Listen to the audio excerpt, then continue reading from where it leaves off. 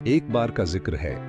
एक खूबसूरत गांव में एक बूढ़ा किसान रहता था जिसने अपनी सारी जिंदगी मेहनत से अपनी जमीन को काश्त करने में गुजारी। इसके 3 बेटे थे जो ताकतूर लेकिन सुस्त थे और हमेशा आपस में झगड़ते रहते थे। किसान अपने बेटों के मुस्तकबल और अपनी जमीन की हिफाजत के बारे में फिक्रमंद था। एक दिन जब उसे लगा कि उसका वक्त करीब है तो उसने अपने बेटों को अपने पास बुलाया। उसने कहा, मेरे बेटो, हमारी खेतों में एक छिपा हुआ खजाना है।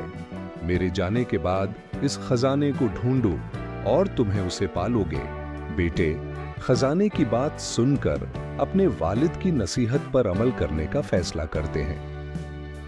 किसान के इंतकाल के बाद उन्होंने अपने वालिद की खेतों के हर अंश को खोदना शुरू कर दिया। दिन रात मेहनत करते हुए उन्होंने जमीन को अलट पलट कर डाला, मगर कोई खजाना नहीं मिला। हालांकि उन्हें खजाना न मिलने पर मायूसी हुई, लेकिन उनकी मेहनत रायगा नहीं गई। जो खेत पहले नजरअंदाज कर दिए गए थे वो अब अच्छी तरह से तैयार हो गए थे और बवाई के लिए तैयार थे।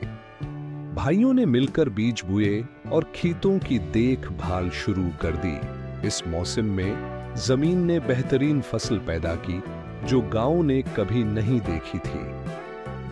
भाइयों को एहसास हुआ कि उनके वालिद ने अक्लमंदी से इन्हें मेहनत और ताउन की कीमत सिखाई थी। उन्होंने मिलकर जमीन पर काम करना जारी रखा और उनका खेत बहुत अच्छा फला फूला।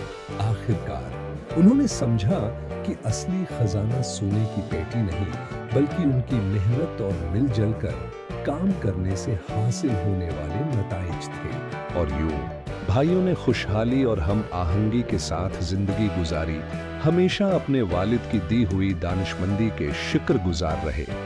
मेहनत और इत्तेहाद जिंदगी के हकीकी खजाने हैं।